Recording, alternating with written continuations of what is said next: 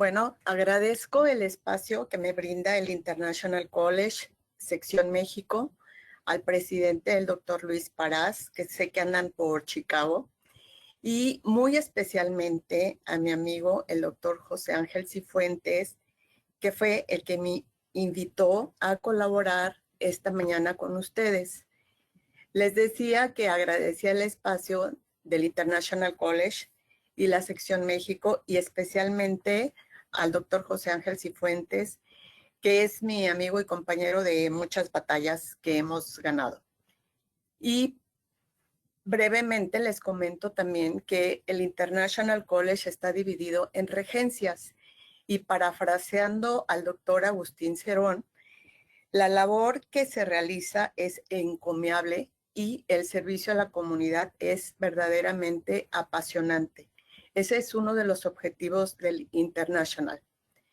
Bueno, yo elegí, cuando el doctor José Ángel me invitó a participar el 19 de febrero, de alguna manera porque los que son de aquí de México saben que hoy es el Día del Ejército Mexicano y mi padre fue militar de carrera. Entonces, de alguna manera, por eso quise que fuera justamente el día de hoy. Bueno, yo vivo en Cuernavaca y les comparto estas dos imágenes que son icónicas de la ciudad: la Catedral de Cuernavaca y el Palacio de Cortés. ¿Y por qué pongo también la catedral? Porque alguna vez tuve el privilegio de que el doctor Fernando Campuzano, que también fue fellow del International, vino a Cuernavaca a darnos una plática, bueno, un curso, mejor dicho, al Colegio de Odontólogos de Morelos, y me tocó en esa ocasión, a petición de una amiga, la doctora Yolanda Colina, que por favor fuera la guía de turista del doctor Campuzano, lo cual acepté con mucho gusto, y estuvimos justamente en la catedral. Bueno, he tenido muchas bendiciones en la vida y una es haber ingresado a la Universidad Nacional Autónoma de México. Soy egresada de Ciudad Universitaria y después tuve la oportunidad de poder hacer un curso de especialización en el Hospital General Dr. Manuel G. González de la Ciudad de México. Y eso me ha abierto las puertas, o me abrió las puertas para poder una consulta con ahora mi sobrino, que también es ortodoncista, y hemos denominado a esa consulta, a esa clínica, ortodoncia multidisciplinaria y anomalías craneofaciales. A través del tiempo, después de haber regresado de la universidad y del hospital, me he afiliado a varias asociaciones, como hay la Asociación Dental Mexicana, a la Asociación Mexicana de Ortodoncia y a la Asociación Mexicana de Labio y Paladar Hendido, que han sido pilar para que yo pueda seguir ejerciendo, y la educación continua que ellos nos brindan también me ha favorecido mucho para estar actualizada y en este momento poder compartir con ustedes mi experiencia. ¿Y por qué elegí el tema de anomalías craneofaciales? Lo comentaba con José Ángel. Es un poquito complicado dar una plática de este tema porque todo el mundo está enfocado al marketing, a la cuestión digital, al flujo digital, etcétera, cómo poner carillas y demás.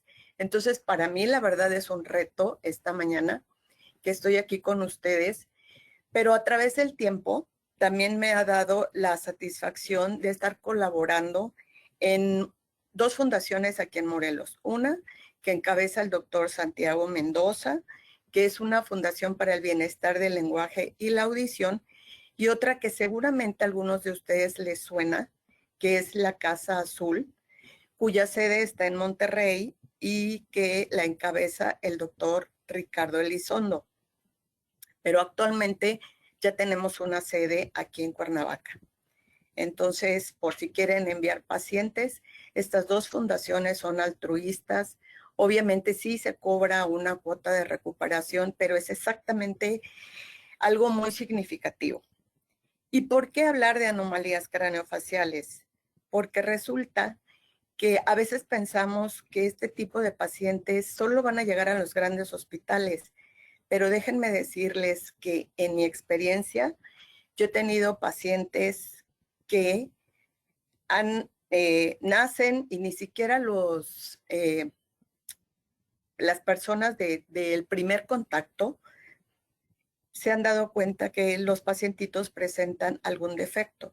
Entonces, nosotros como especialistas en cabeza y cuello, tenemos que saber diagnosticar o por lo menos observar, porque alguna vez nos va a llegar un paciente con las características que les voy a mostrar. Y justamente estas dos imágenes representan a los pacientes con anomalías craneofaciales. Es más o menos el 75% de los defectos congénitos y afectan del 0.1 al 0.3% de todos los nacimientos, según la Organización Panamericana de la Salud. Y en México, la Secretaría de Salud y la Dirección General de Epidemiología reporta, hay un informe trimestral que si ustedes tienen la oportunidad de revisarlo, van a poder checar los defectos al nacimiento. Hacen un reporte más o menos cada trimestre, o cada 6 meses, dependiendo de la que se esté estudiando. Y en el 2025 reportaron 1,386 casos por 100,000 recién nacidos vivos y 1,099 casos respectivamente en Morelos y Yucatán, que fueron los que más reportes tuvieron. Hace unos días hubo una plática de un maxilofacial del Hospital del Niño Morelense, justamente que hablábamos de esto y lo comentábamos acerca de que hay un subregistro, porque estamos hablando de Morelos y Yucatán, Jalisco y Campeche, pero seguramente no todos los niños que nacen con un defecto son reportados. Entonces, esto es muy interesante que nosotros lo sepamos y lo chequemos en este sistema de vigilancia epidemiológica. Bueno, les cuento que a mí me gusta mucho la historia. Entonces, al hablar de las anomalías craneofaciales, me puse a revisar todo el contexto. Nosotros trabajamos mucho con niños de labio y paladar hendido y los antecedentes históricos de labio y paladar hendido, por ejemplo, se remontan a las dinastías chinas.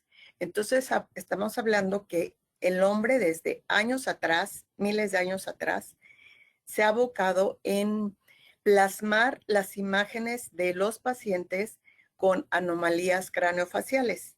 Bueno, ellos no los llamaban pacientes, ellos de acuerdo a su cosmovisión los relacionaban con deidades. Entonces, seguramente que si ustedes visitan un museo de antropología o un museo de sitio, van a encontrar que hay figuras en madera, en cerámica y en piedra. Y si tienen la oportunidad de visitar el Museo Nacional de Antropología, ustedes se van a dar cuenta ahí que pueden encontrar estas figuras. Y además, algo que les sugiero que hagan es una visita para observar todos los cráneos prehispánicos que hay. Hay una gran colección de cráneos con craneosinostosis o con deformaciones que hacía el ser humano, como en los mayas. Entonces, al seguir hablando de los antecedentes históricos, tenemos que desde antes de Cristo, Hipócrates describe las anomalías craneofaciales. Posteriormente, ya después de Cristo, entre 320 a 400, Orivacio de Pérgamo habla de las malformaciones craneofaciales asociadas a deformidades palatinas. A principios del siglo XIX, Samuel Somerring habla del crecimiento y la función de las suturas craneales. Posteriormente, Otto menciona el cierre prematuro de las suturas y las compensaciones en el crecimiento del cráneo. Posteriormente, en 1846, Thomson habla de las malformaciones del oído externo. Y seguramente todos los que han leído de crecimiento y desarrollo han leído las leyes de Virchow. y él menciona las craneosinostosis y cómo estas van a afectar el crecimiento óseo. Posteriormente, Berry habla de los colobomas en el párpado inferior. A principios también del siglo XX, Treacher Collins empieza a describir las malformaciones oculares y los defectos de los huesos malares. En 1944, Franceschetti, Sualen y Klein mencionan a la disostosis mandíbulo-facial y ellos ya la denominan como síndrome de Treacher Collins. Posteriormente, ya a mediados del siglo XX, Kernahan y colaboradores empiezan a hacer las primeras clasificaciones sobre labio y paladar hendido y surge una gran notoriedad en los avances del manejo terapéutico del labio y paladar hendido. A finales del siglo XX y lo que va del siglo XXI, la tecnología y los avances en biología molecular nos han dado a conocer la importancia de los genes que están involucrados en todas estas alteraciones. Los rasgos corporales, principalmente los craneofaciales, dan a cada sujeto individualidad y diferencias físicas. Hay estándares morfológicos de normalidad con proporciones armónicas de variabilidad que distinguen cada grupo étnico.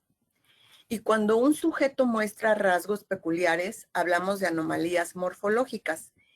Y la dismorfología es un término que describe las anormalidades congénitas corporales por defectos al nacimiento que afectan la morfología del individuo. Ustedes pueden ver en estas imágenes un niño con labio y paladar hendido bilateral incompleto, una pequeñita con holoprosencefalia, que además de tener la fisura labio-alveolo-palatina, también tiene problemas cardíacos. Y en la imagen izquierda, ustedes están observando una cabeza con mayor volumen, alteraciones de los ojos, algunos restos auriculares y un macrostoma.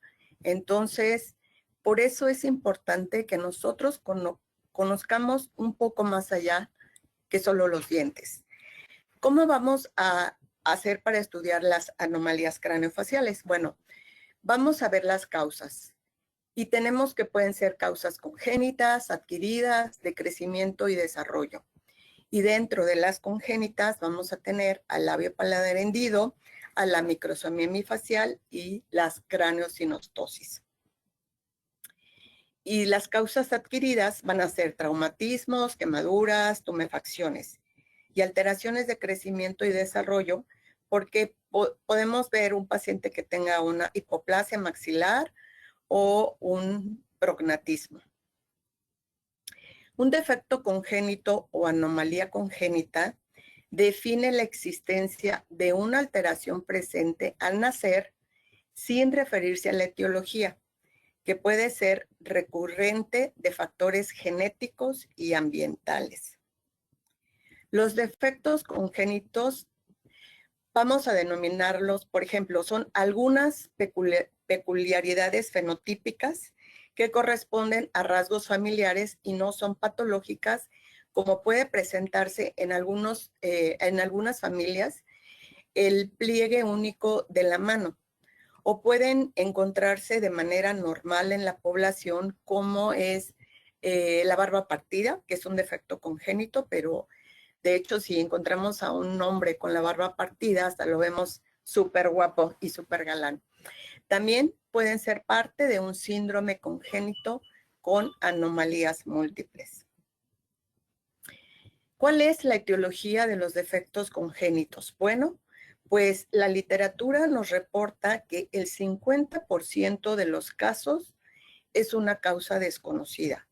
Son esporádicos y no se ha definido exactamente cuál es el origen. Entonces, son casos esporádicos. Otro porcentaje, hablamos del 15%, se relacionan con agentes teratógenos, es decir, que la madre, el feto, sufrió alguna radiación, por ejemplo, algo del medio ambiente, la ingesta de fármacos, el tabaco, el alcohol, y solamente un 10% se deben a cuestiones genéticas. Y el 25% restante es la interacción de los factores genéticos con los factores teratógenos. Dentro de toda esta gama de estudio, por ejemplo, específicamente el labio paladar hendido lo manejamos como de herencia multifactorial. Y justamente en las revistas de epidemiología hay una relación entre si la madre consumió o no ácido fólico, que eso sigue siendo controversial, pero es importante el consumo de ácido fólico. Y los avances, como les dije al principio, de la biología molecular, que estudia la parte genética, y cuando no estamos seguros o cuando no hay algo específico que nos diga el gen tal está ocasionando esta alteración, entonces tenemos que dar un gran énfasis a la teratogenicidad.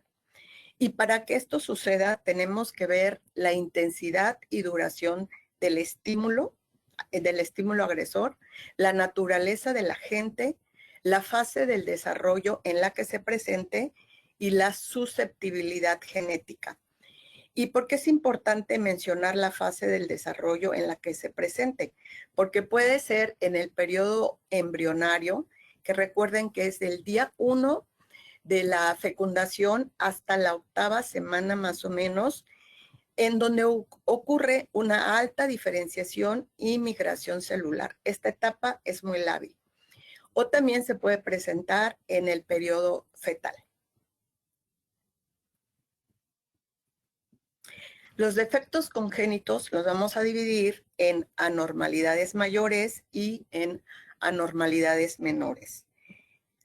Las anormalidades mayores van a comprometer el funcionamiento corporal, reducen la expectativa normal de vida, es un potencial de impacto médico, quirúrgico y psicológico.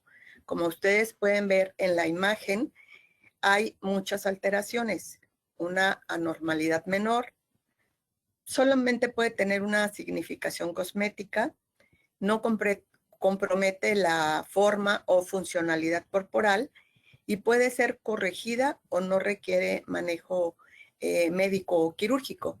Por ejemplo, en el caso de este pacientito que solo tiene un desplegamiento de la oreja y a veces ni cuenta se dan del defecto y hasta les ponen apodos, pero no pasa de ahí.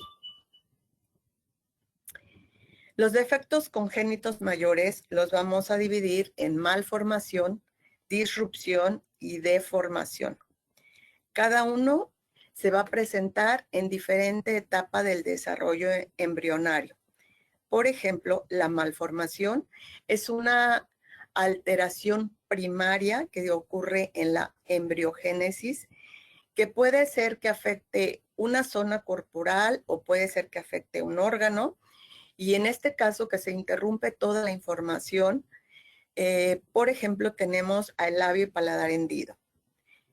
Y en el caso de una disrupción, tenemos que es una interferencia o ruptura durante el proceso de desarrollo de un órgano y justamente se da en la etapa de organogénesis. Y la deformación es un defecto que se va a formar justamente por fuerzas mecánicas aberrantes. Es decir, que mientras hay una formación del embrión y del feto, esas fuerzas mecánicas aberrantes van a presionar, van a estar haciendo que el tejido que se está diferenciando sufra alguna alteración.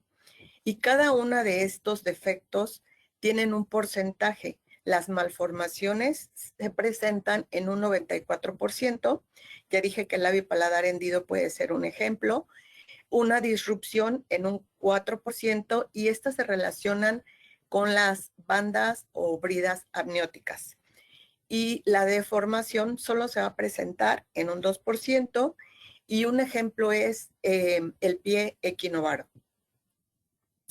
Una comprensión de los eventos que llevan a la organización de la cara en su forma normal es crítica para entender los factores responsables por el desarrollo anormal en esa área. Estamos hablando de las primeras 4 semanas, que son cruciales porque muchas veces ni siquiera las mujeres saben que están embarazadas. Y haremos un brevísimo repaso de la embriología. No se espanten, esto es para que se despierten ahorita en la mañana. Tenemos que recordar que el embrión se va a formar de la cresta neural y del tejido mesodérmico paraxial que va a formar el cráneo, la cara y el cuello. ¿Y cómo se va haciendo esto? Bueno, a partir de la cresta neural, en la zona cefálica, se va a partir de la 4ª semana a la 5ª semana más o menos, empiezan a aparecer los arcos branquiales. Recuerden que los arcos branquiales son unos pequeños abultamientos que se forman de manera bilateral y van a dar origen a la formación justamente de la cara. La región media e inferior de la cara se desarrolla en parte de los primeros 2 arcos y el tercer arco contribuye a la formación de la lengua. ¿Por qué es importante recordar esto? Porque todo este proceso y crecimiento del embrión va a haber la diferenciación celular y la diferenciación de tejido. Es decir, que se va a ir formando cartílago, huesos, músculos, la parte del tejido vascular, el tejido conectivo, el tejido epitelial, y recordemos que cada uno de estos arcos branquiales está inervado por un par craneal específico.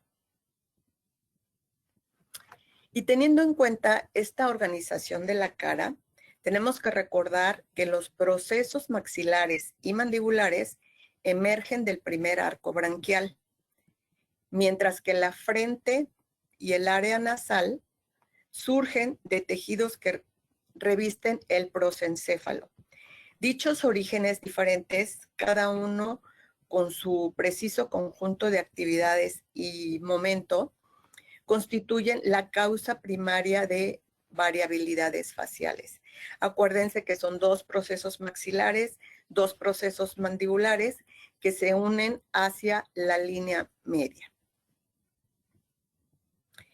Y teniendo en cuenta este periodo de organización de la cara, podemos ir entendiendo que es muy complejo el desarrollo humano y entonces no resulta sorprendente que puedan ocurrir algunas anomalías estructurales.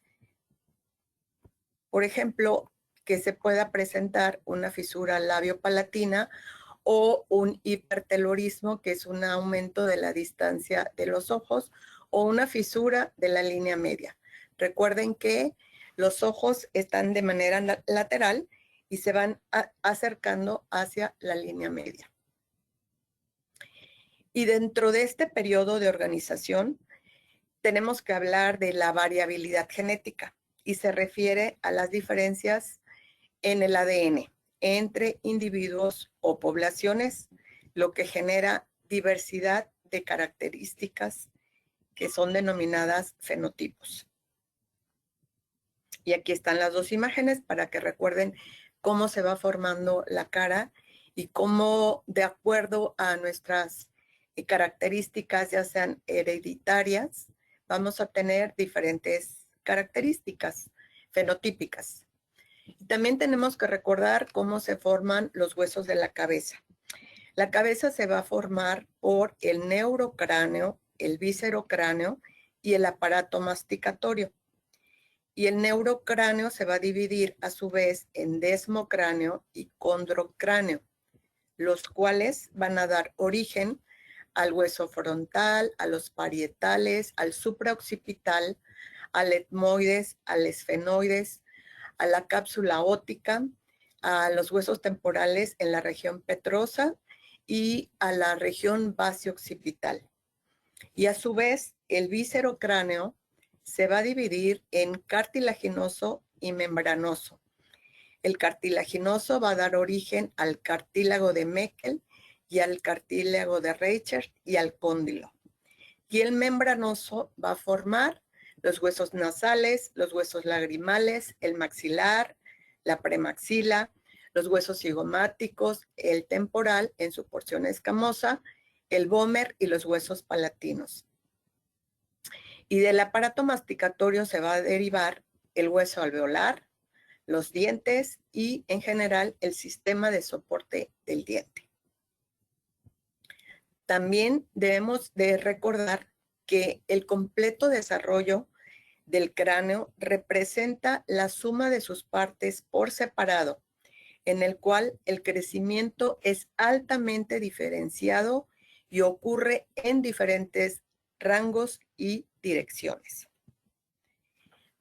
La fundación que encabeza el doctor Santiago Mendoza se ha enfocado muchísimo en hacer diagnóstico prenatal.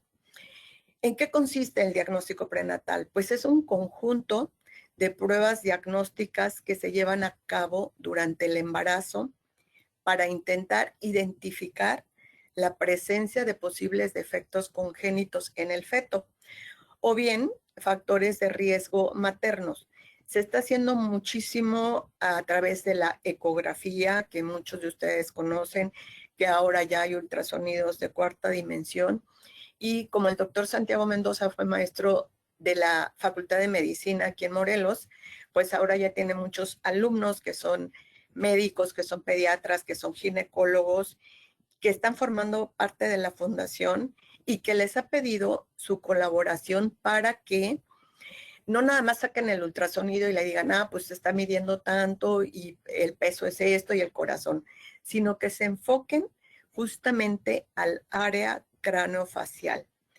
Y de ahí surge que hemos tenido ya varios pacientes diagnosticados prenatalmente. ¿Y para qué nos sirve?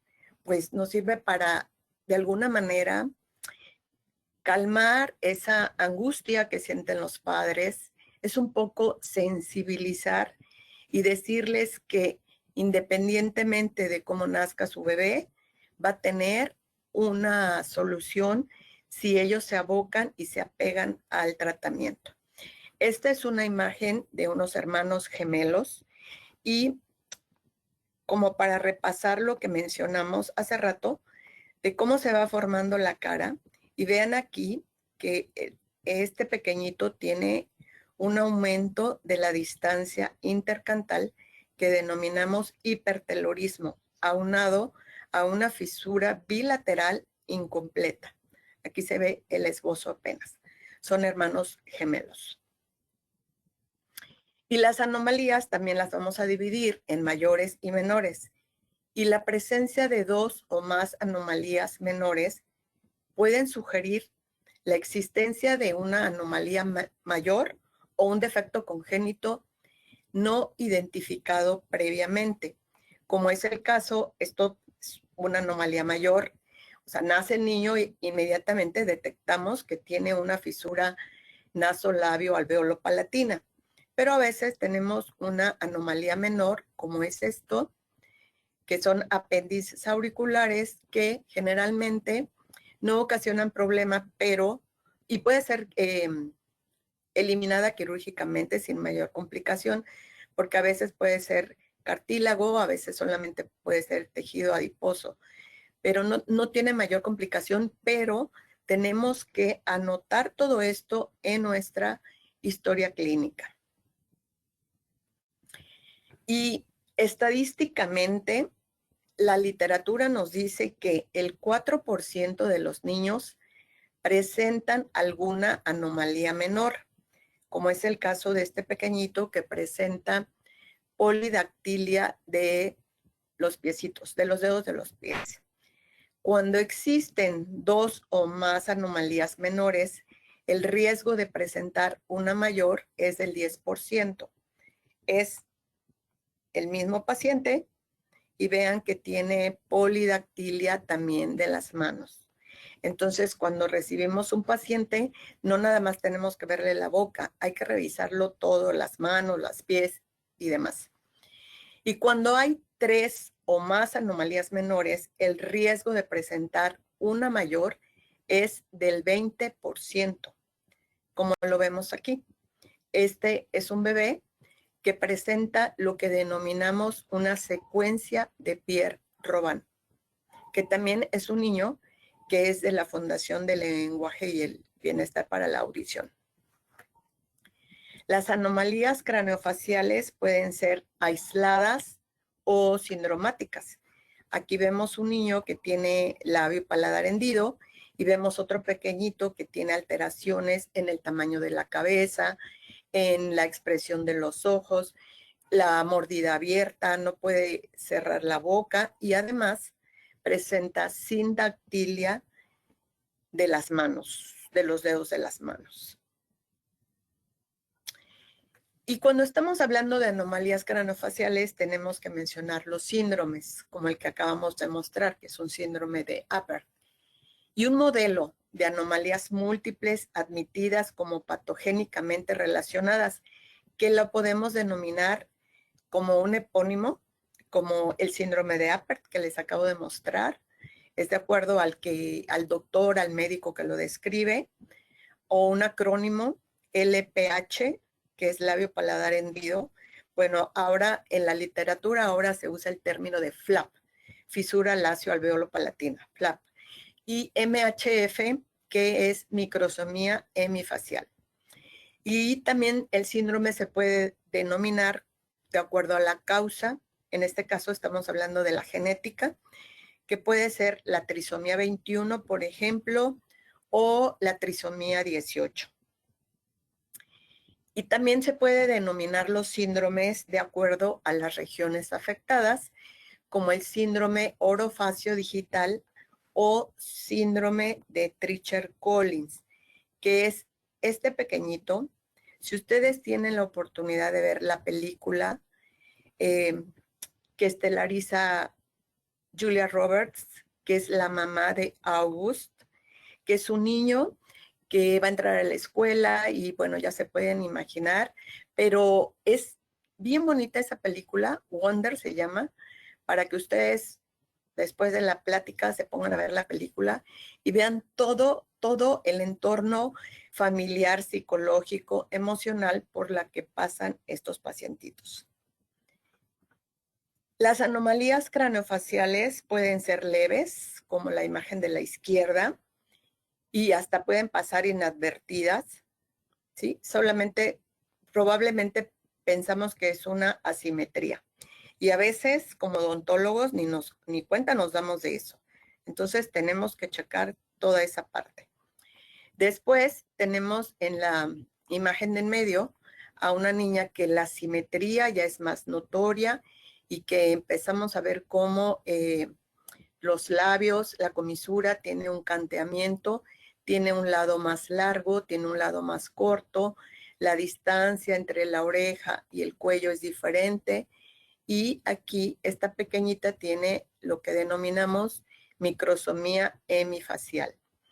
Y esta otra, que ya es muy severa, aquí tiene unas fisuras bastante notorias y tuvo un macrostoma y hay más alteraciones de todo el complejo craneofacial. Entonces pueden ser desde leves hasta comprometer la vida.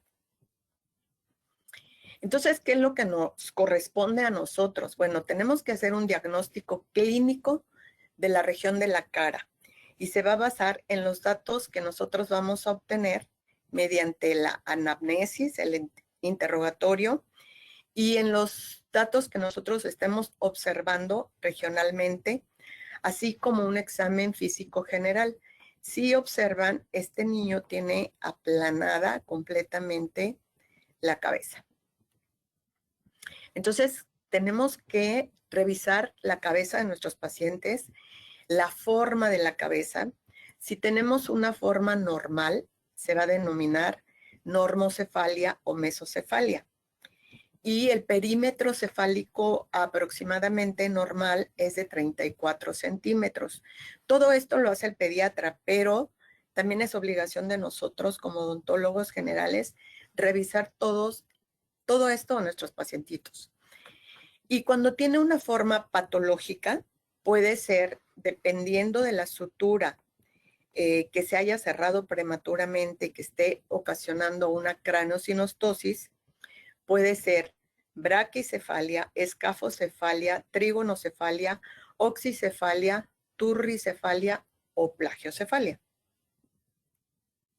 Y es muy importante que nosotros veamos la posición y la postura, en este caso que estoy hablando de pacientes pediátricos, pero cuando ya tenemos pacientes que acuden a nuestra consulta a los 3, 4, 6 años, tenemos que ver el tono muscular. Es importantísimo la posición de la cabeza. Saber si este pequeñito presenta alteraciones en la anteflexión, en la retroflexión o en los movimientos de lateralidad. También debemos acordarnos que los músculos suboccipitales son los que van a hacer la parte de la fuerza del cuello. Entonces, hay que aprender a posicionar el cuerpo y la cabeza, porque de ahí parten otras alteraciones que la vez anterior que tuve oportunidad de participar también en el ICD, hablé de la relación del sistema estomatognático con la postura corporal y desde aquí se va definiendo cómo va a ser nuestro bebé, cómo va a ser el desarrollo. Y bueno, esto también lo hacen los pediatras, hacen sus pruebas de desarrollo psicomotor. El volumen de la cabeza es importante. ¿Cuántas veces hemos visto pacientes que decimos, ese está muy cabezón o este tiene la cabeza muy chiquita? Bueno, normocefalia ya dijimos que es una cabeza de un volumen adecuado, normal. Pero también podemos tener pacientes con microcefalia, pacientes con macrocefalia, que la cabeza es más grande que el cuerpo, y pacientes con hidrocefalia. Yo en la consulta tengo un caso familiar, son 3 niños con microcefalia. Y el problema de los pacientes con estas alteraciones es que van a tener justamente alteraciones en el sistema nervioso central porque no hay un adecuado desarrollo del crecimiento del cerebro. Entonces, ¿por qué es importante detectarlo? Porque no podemos hacer crecer la cabeza, pero sí tenemos que hacer terapias para que los niños tengan de alguna manera su desarrollo cognitivo se desarrolle lo mejor que se pueda y que se puedan rehabilitar. Cuando nosotros estudiamos odontología y cuando estudiamos ortodoncia, bueno, y los que hacen rehabilitación, hablan mucho de la proporción áurea, de las proporciones divinas desarrolladas por los griegos, específicamente por Fidias, que hay un compás que nosotros utilizamos para medir las proporciones de nuestros pacientitos, pero es importante ver la simetría que tienen nuestros pacientes.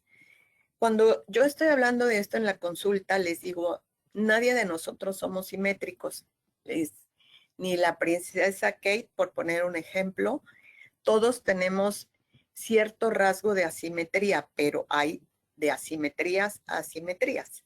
Entonces, primero vamos a definir qué es la igualdad entre el lado izquierdo y el lado derecho de un órgano. Y debe considerarse la causa y describirla. Si vemos que algo no corresponde el lado derecho con el lado izquierdo. Si hay una prominencia, si hay una masa, si hay depresiones. La proporción también es importante mencionarla y debe valorarse a través de la medición o apreciación de la altura de la cabeza, del vértice al mentón, y podemos tener pacientes normolíneos, brevilíneos o longilíneos. En la literatura ustedes van a encontrar probablemente diferente nomenclatura de acuerdo a la escuela alemana o francesa, pero generalmente o es un paciente braqui o va a ser un paciente dólico facial. La palpación. Insisto que Dios nos dio 2 manos, entonces las 2 manos las debemos de utilizar. Se realiza la palpación con ambas manos, recorriendo toda la superficie. El cráneo debe ser simétrico y liso. El cuero cabelludo debe moverse libremente, sin dolor ni masas. Y es anormal si nosotros encontramos depresiones o tumoraciones. Cuando estamos haciendo esto, por ejemplo, en los pacientes que tienen craneosinostosis, se va a notar cómo el cráneo está creciendo hacia un lado porque ya hay una deformación, porque se cerró una sutura antes. En términos coloquiales, para que ustedes lo recuerden, las suturas son, tenemos una fontanela anterior, acuérdense, que coloquialmente la llaman mollera. Entonces se siente cómo se va cerrando la mollera de los niños y todo eso lo tenemos que ir considerando. La cabeza. Tenemos que ver el cuero cabelludo en búsqueda de descamación, de bultos, de nevos y lesiones. Esto es una deformación, lo mismo lo que tiene este bebé. Ya nacieron así, no es cuestión nerviosa. Esto fue una deformación por fuerzas mecánicas aberrantes durante la formación embrionaria. También tenemos que ver la cara, la expresión, si hay movimientos involuntarios, si no hay, si hay edemas, si hay bultos, la piel, el color, la pigmentación, la textura, el grosor, la distribución del vello y cualquier lesión que nosotros consideremos. Los ojos, es muy importante ver los ojos. Las cejas también, la cantidad y distribución, si hay descamación en esa zona. Los párpados, es importante también valorarlos. La posición, el edema, el color, las lesiones, el estado y dirección de las pestañas, la conjuntiva y la esclerótica.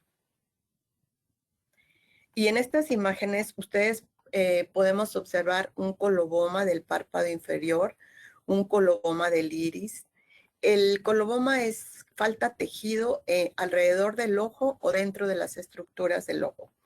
Apéndices auriculares como esta, estrabismo, un macrostoma, que aquí tenemos las 2 imágenes del macrostoma.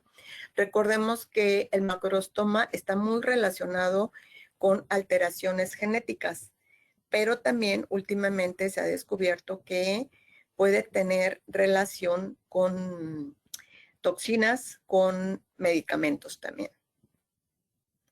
Y vamos a hacer un resumen de cómo tenemos que ver el cráneo de nuestros pacientes. La forma, el volumen. El pelo tenemos que ver la implantación, si es posterior, si es anterior. La cara, la facies, si tiene una facies de respirador oral, por ejemplo. La simetría, la mandíbula.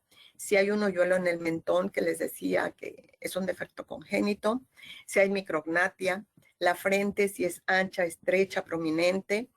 Los ojos, ya vimos que puede haber un hipertelorismo o un hipotelorismo, exoftalmos, pliegues epicantales, ectropión, asimetrías de las narinas, en las orejas, si hay una implantación baja o alta, si hay un sobreplegamiento, si hay un desplegamiento, si hay apéndices preauriculares y si hay hoyuelos auriculares. Y lo que nos interesa mucho a nosotros, la boca, si hay una macrostomía. Es importante checar si no hay una úvula bífida, porque les decía que a veces los responsables del primer contacto de salud no lo detectan y resulta que el pacientito tiene la úvula bífida o el paladar submucoso. La úvula alargada, macroglosia, microglosia, la lengua fisurada, hoyuelos en el labio inferior, depresiones y por supuesto labio paladar hendido. Y los dientes, por fin tocamos los dientes. Macrodoncia, microdoncia, fusión, agenesias, supernumerarios y alteraciones del esmalte. ¿Para qué nos ha servido todo esto? Bueno, tenemos que hacer un diagnóstico preciso. Hay que hacer un tratamiento oportuno que nos va a servir de guía para el paciente y a su familia para identificar también el riesgo de aparición de nuevos casos. Esta fotografía es de un niño que presenta síndrome de Moebius, cortesía de Alejandro, y esta es una paciente con una fisura de la línea media. Vean cómo hay una distancia bastante notoria de los ojos. Eso se denomina hipertelorismo. Y esta niña nació justamente cuando en el hospital Gea González estaban haciendo un audiovisual que se los recomiendo que lo vean. Está en YouTube, que se llama Beautiful Faces. El doctor Fernando Ortiz Monasterio, el doctor Fernando Molina y mi querido maestro, el doctor Manuel Judovich, todos, más el equipo de cirugía plástica y de ortodoncia, participan en este documental que es muy bonito. Les digo que también lo pueden encontrar en YouTube. También tenemos que hablar de las fisuras faciales, que son defectos que interrumpen la continuidad de los tejidos blandos y o de los tejidos óseos. Pueden ser uni o bilaterales y pueden tener distintos grados, ¿sí? Esta clasificación de las fisuras faciales se la debemos al doctor Paul Tessier, que fue un cirujano plástico muy famoso francés, que posteriormente fue también maestro del doctor Fernando Ortiz Monasterio, y fueron los precursores de la cirugía craneofacial. Y él divide a la cara en la línea media, en la línea media, y la órbita, en la parte superior van a ser las fisuras craneales y la parte inferior van a ser las fisuras faciales. Entonces, este es el esquema de cómo lo divide y es por números. La fisura naso-labio-alveolo-palatina, entre todos los problemas congénitos de la cavidad oral, es el más frecuente y se presenta en 1 por cada 750 recién nacidos. Hay más de 400 síndromes asociados a labio paladar hendido. Y en México, según el reporte epidemiológico de incidencia y prevalencia, es de 3.521 casos por año. Entonces, imagínense, esto nos da una pauta que es un grave problema de salud, todos los defectos del nacimiento, y que pues es imposible que el sector salud pueda atender a todos estos pacientes. La microsomía hemifacial es la segunda anomalía congénita en prevalencia, luego de la fisura naso-labio-alveolo-palatina. La incidencia es de 1 por cada 5.600 recién nacidos vivos. Es más frecuente en los hombres. El lado derecho está más afectado. Se relaciona con la fisura 7 de Tessier, según lo mencionan autores como Gorlin, Prusansky y Muhlinke. Y el Treacher-Collins es un conjunto de anomalías congénitas del desarrollo craneofacial caracterizada por una displasia otomandibular simétrica bilateral y está asociado a diversas anomalías de la cabeza y el cuello. Se presenta en 1 por cada 50.000 recién nacidos vivos. No tiene predilección por sexo o grupo racial. Se relaciona con fisuras 6, 7 y 8 de Tessier y se relaciona mucho con mutaciones de este gen.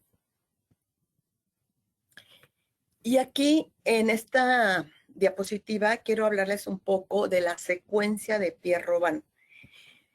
Esta se empezó a definir más o menos a principios de 1900, pero fue hasta 1923 cuando el doctor Pierre-Robin lo denominó justamente síndrome de Pierre-Robin, porque él describe un caso de un paciente que tiene problemas respiratorios y que presenta una mandíbula pequeña. Entonces, al paso del tiempo, otros autores lo han denominado secuencia de Pierre-Robin, porque justamente es una alteración que se va sucediendo en cascada. El paciente tiene una micro o retrognatia. Esto hace que la base posterior de la lengua se haga hacia atrás y ocasiona la glosoptosis. Esto va a ocasionar una dificultad respiratoria y también los pacientes presentan paladar fisurado. ¿Y por qué es importante esta cuestión de la dificultad respiratoria? Si ustedes ven aquí, la mortalidad es muy alta, del 5 al 30%, y se presenta en 1 de cada 8,500 recién nacidos, porque a veces la secuencia es mínima, es decir, tienen micrognatia y tienen paladar hendido, pero al momento de nacer, si cambian la postura a decúbito lateral, es decir, que no tenga problema respiratorio, que la lengua se acomode en otra posición, el paciente va a respirar. Entonces es muy importante que los pediatras que van a recibir a estos bebecitos estén capacitados para decidir en ese momento si la complicación respiratoria es muy notoria y está en peligro la vida del bebé.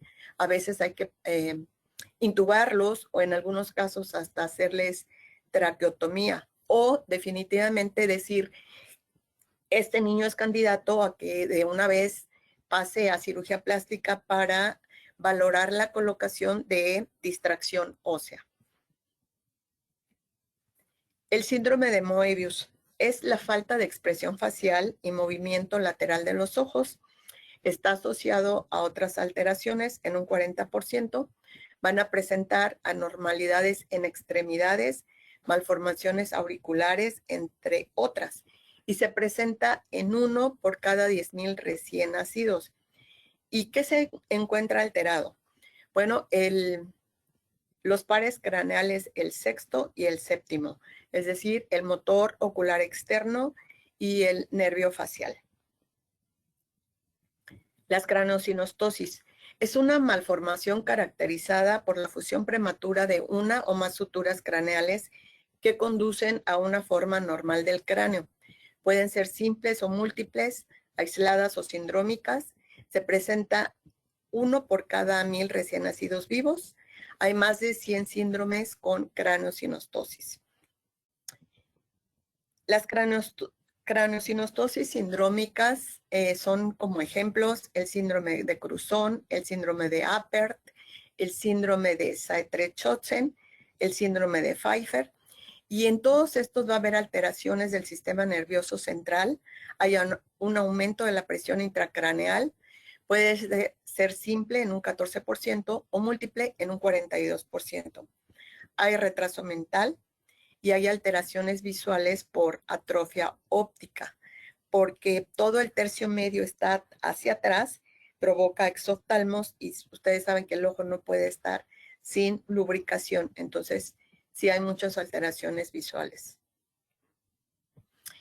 Y no puedo dejar de mencionar esta definición de pacientes con cualquier tipo de anomalía cráneo-facio-dental en la que existen desórdenes de tipo dental, esquelético, muscular o una combinación de estos que presenten por lo mismo algún grado de invalidez, es decir, alguna limitación para realizar su actividad física, mental, social, ocupacional y o económica, y que tengan potencial de deterioro. Esto lo estableció el doctor Manuel Judovich Bura, mi querido maestro, en 1978. Entonces, esto era para clasificar a los pacientes que podían entrar o no al servicio de ortodoncia, al departamento de ortodoncia del Hospital Gea González. Todos estos pacientes tienen implicaciones clínicas. El diagnóstico temprano y el seguimiento van a permitir disminuir las discapacidades que pueden generar y ofrecer calidad de vida.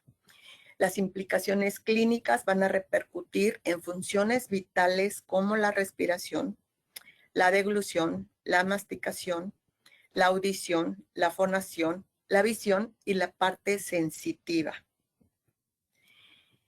Estos pequeñitos deben de ser valorados por un gran grupo de especialistas para que se estudien, se pueda hacer un plan de tratamiento, primero diagnosticarlos, hacer un plan de tratamiento o de rehabilitación, y tiene que continuar el acompañamiento a lo largo de la vida, porque son muchos años los que un niño tiene que tener tratamiento inter, trans o multidisciplinario. Y aquí es importante señalar el trabajo del pediatra en el área dental, ortodoncia, odontopediatría, rehabilitación protésica, el área quirúrgica. Puede ser por cirujanos maxilofaciales o por cirujanos plásticos reconstructivos. Genética, que es lo que a veces se nos dificulta un poco en las clínicas que hay de labio paladar hendido alrededor del país, porque no todos podemos contar con un genetista. Enfermería, psicología, terapia del lenguaje, otorrino, foniatría, trabajo social y otros. ¿Y por qué quise dar esta plática? Bueno, porque ya vimos que el crecimiento craneofacial va a depender de muchas vías que van a intervenir en el desarrollo craneofacial de nuestros pacientes, que pueden ser vías moleculares, genes, factores de transcripción, factores de crecimiento, receptores, el medio ambiente materno. Y todo esto puede ocasionar, si hay alguna interrupción de todas estas vías, puede ocasionar defectos craneofaciales y formar grupos muy amplios y heterogéneos. Entonces, el odontólogo general debe conocer todo este crecimiento y desarrollo maxilofacial, porque seguramente en clínica alguna vez va a tener algún paciente con alguna alteración dental o músculo-esquelética que lo puede relacionar con estas alteraciones. Probablemente no lo pueda atender y lo tenga que remitir, pero de eso se trata esta plática, para que nuestros pacientitos puedan tener un mejor abordaje y poderles ofrecer una mejor calidad de vida. En el área específica de ortodoncia, nosotros tratamos las anomalías craneodentofaciales, guiamos el crecimiento del complejo craneofacial para que nuestros pacientes tengan un desarrollo adecuado de la oclusión. Y para ir resumiendo, tenemos que tener conocimiento de las anomalías, más debemos de tener también un dominio clínico y sistémico, lo que va a repercutir, el resultado que vamos a tener es que nuestros pacientes se van a ver beneficiados funcional y estéticamente. Esta es una niña que tiene labio paladar hendido y que en el caso de ella ocupamos un aparato que se llama NAM, pero actualmente estamos en la consulta con Alejandro, mi sobrino, y yo estamos trabajando con el sistema RRE de Casa Azul de Monterrey. Y algo muy importante que nosotros les decimos a los pacientes, la alimentación al seno materno. Esto lo enfatizamos mucho, independientemente de la parte de las inmunoglobulinas que se transmiten a través de la leche materna, la parte del apego, la parte psicoafectiva que va también a repercutir en el desarrollo emocional de los pacientes y que las mamás se puedan calmar también. Si ustedes son observadores, el paciente se está amamantando, trae su aparato y es un paciente bilateral. Pongo en la parte inferior 4 pacientes que yo atendí hace muchos años. Vamos a suponer que es lo que yo aprendí en el hospital a través de mis maestros, de mis compañeros de residencia, de la doctora Mari Carmen Rosas, que fue adscrita del servicio. Y lo que hacía era poner una placa obturadora con una extensión para mejorar la nariz un poco. Estos 4 pacientes no se quisieron operar de la nariz. Si observan, tienen el estigma de la depresión nasal, pero los 4 están involucrados e incluidos en la sociedad. La chica es trabaja en una fábrica y es la jefa de calidad. El siguiente paciente trabaja en una imprenta, ya es papá, su hijo no tiene labio paladar hendido. El tercero se le ve en los ojitos, es músico. Y el cuarto acaba de ingresar a nivel medio, está en un tecnológico de Zacatepec, que por cierto es muy famoso en el área de ingeniería. Él desde chiquito era de la escolta, siempre obtuvo los primeros lugares en la escuela. Y las 3 fotos de arriba son pacientes que estamos tratando con esta técnica. Sí, el resultado que yo tenía de hace 20, 25, 30 años, para mi gusto es adecuado. Yo espero que con esta nueva técnica, con este avance que estamos teniendo en el consultorio, nuestros bebecitos disminuya el número de cirugías. Es decir, que solo se opere el labio, después el paladar, tal vez hacer un injerto óseo para que erupcione el canino y ya. Es decir, no hacer una cirugía estética de la nariz. Y por supuesto que todo esto no lo podríamos conseguir si no fuera por los papás. Ustedes ven esta imagen inferior donde la mamá también se hace un gorrito para que su hijo se deje poner el conformador nasal. La parte de arriba que están los papás es un niño que llegó de la fundación del doctor Santiago Mendoza, pero que lo mandamos al Instituto Nacional de Pediatría porque aparte tiene pectum excavatum. La siguiente niña que está con el ok y todo bien, con su estrellita, tiene unos hoyuelitos en el labio inferior. Es igualita a su papá tiene el labio paladar hendido y es un síndrome de Van der Wood, que ella también lo heredó. Aquí estamos hablando justamente de la parte genética. Aunque hubiera tomado ácido fólico, ahí sí la genética es la genética. Y este chiquito que tiene su globito, él viene de la Sierra de Guerrero a las fundaciones, tanto a la del Bienestar de la Audición y el Lenguaje como a la Casa Azul Morelos. De hecho, fue el padrino de nuestras cirugías de Casa Azul Morelos. Es un niño que nació en la época del Otis. Entonces, iba de su pueblo a Acapulco, nunca lo pudieron operar, ya tiene 2 años y apenas se operó en diciembre. Siempre tengo que agradecer a mis grandes maestros, a los precursores en México del tratamiento de pacientes con anomalías craneofaciales, el doctor Fernando Ortiz Monasterio, el jefe de cirugía plástica y reconstructiva del GEA González, su compañero también de muchas andanzas, el doctor Manuel Judovich Burak, que yo lo quiero mucho, que luego decíamos cuando éramos residentes, ¿y esto qué tiene que ver con la ortodoncia? Pero bueno, su filosofía rabínica nos ayudó para fomentar la labor altruista. Y en la imagen de la derecha vemos un grupo en un congreso que se llama la TIFA, que es latinoamericano de deformidades craneofaciales. Fue en Cancún hace 3 años aproximadamente. Y en este grupo de trabajo fue un taller. La mayoría de los que estamos participando ahí son cirujanos plásticos egresados del GEA González, por ahí un maxilofacial, y los ortodoncistas, prácticamente todos somos egresados del GEA González. Y como les dije que me gustaba la historia, pues tengo que guardar mis fotos del recuerdo. La de México Distrito Federal, del año 2000, el doctor Ortiz Monasterio hizo un simposium de microsomía hemifacial y uno de los invitados fue el doctor Álvaro Figueroa del Centro de Anomalías Craneofaciales de Chicago.